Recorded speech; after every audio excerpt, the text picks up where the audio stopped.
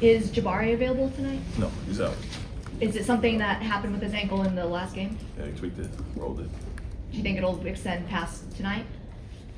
Doubt it, but we'll see. So who are your starters? Tari instead. Dallas obviously isn't going to be able to be as big as they normally are with Davis and Lively out. How does that change things for you guys? Probably doesn't change what we will do with our lineups and rotations, but maybe the starting lineup, we might have gone a different direction with that, but same old, we go traditional, double big, small, KD, not Jabari now, Tari at the 4 or 5, so we can do a lot of different things, and we will. You seem to use zone a little bit less on the road trip in Boston, especially. I guess one, is that true? And two, what are the biggest factors when determining how much zone you want to go for? Matchup purposes. If we're big and Boston plays a lot of 4-guard set, obviously that's going to be tough. But yeah, we felt we had good matchups one-on-one with them, and wanted to start with that, and really worked well. Obviously, guys took on the challenges with White, Brown, and Pritchard, and Simon's coming off the bench, and so a lot of it has to do with the big lineups, depending on who the opponent's playing. But we'll keep it, we'll switch it up, and have Alfie off ball and do scheme up some things anyway. So that's really a determining factor. Do you think guys on the team like the challenge, I guess, of that one-on-one, so to speak, non-zone matchup, and seem to kind of enjoy it if possible? Yeah, but I think they enjoy the rest and zone as well.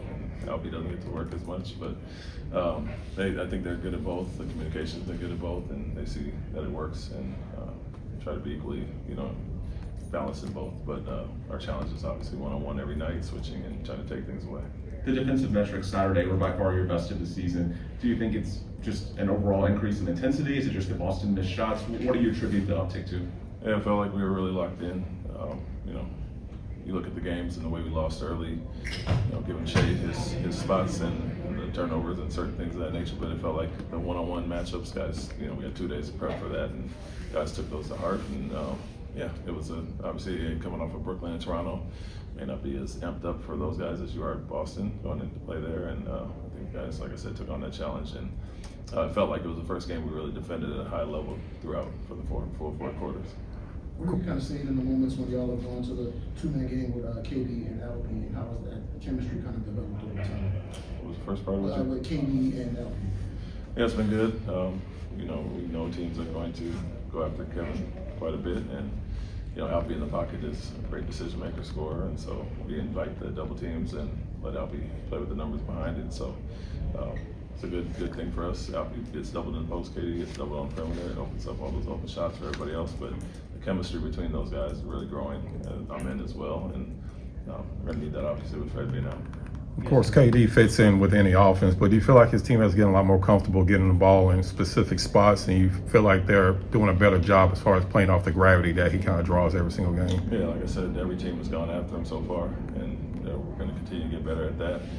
Detroit was the one game that we didn't really make him pay, especially late, but I think guys are understanding who he is, and Steven has a good rapport with him from previous teams, previous Oklahoma City, but offensive rebounds, he's trying to locate him on the perimeter, and I think guys in general understand the advantage that he creates for us, and so they're looking for him, get him the ball, and I'm encouraging that as well.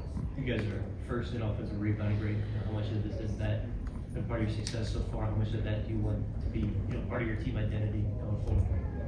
Yeah, it's something that we wanted to be number 1 in last year. We achieved that, and we want to double down on that, triple down on that when you get Clint involved as well, and so we obviously start some big lineups at times, but our wings are really good at crashing. Steven attracts so much attention that guys can come in and clean up, and it's an area other than the Detroit game, we've hurt teams in all 4 games in that area. It's only been 6 games, but what are your early impressions of Cooper Flagg?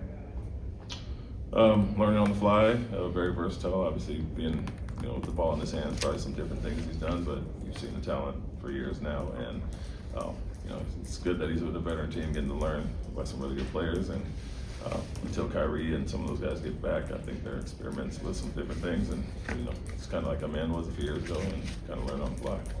Obviously, you hope for better offensive efficiency when you bring a guy like Durant to your team. What's happened in the first 5 games has that exceeded expectations? Do you think, not that you're going to be like at 125 for the year, but is that really, do you feel like you can be number one officially in the league all year long? Yeah, we wanted to balance that out. You know, we've been a top 5 defensive team, and we really wanted to improve on that end. You know, we had to do it differently with Fred going down, and you know, when you have a guy like Alperen and Kevin and our men, you know, learning on the fly, kind of, we can do it a different way, and those guys attract so much attention. So they're creating open shots for everybody. You know, it's not just Kevin; it's the improvement that Jabari and Tari and Alperen and all our young guys have shown as well. They've taken a step. So he attracts a lot of attention, but yeah, you expect that from him, and he's going to be consistent and efficient in how he does it. But the other guys have taken a great step also. Does the fact that Fred's not been here from the start, the guy who knows how to get people in the right place to score, the fact that you have been able to do this, does that impress you even more about what you guys have been capable of doing? Yeah, and I think, you know, we're doing it a different way, faster way at times with our men pushing, and so like I said, we have a versatility that allows us to do a lot of different things, and the scoring is the scoring, and guys are shooting extremely well. We want to maintain that, but my message to everybody from day one was we'll figure out a different way to do it. We still have enough guys that can initiate and create shots for each other, and that's what we're doing. Is one of the best perimeter defenders in the NBA. Do you expect him to start and Cooper Flagg tonight? Yes. Thank you. And yes, he is.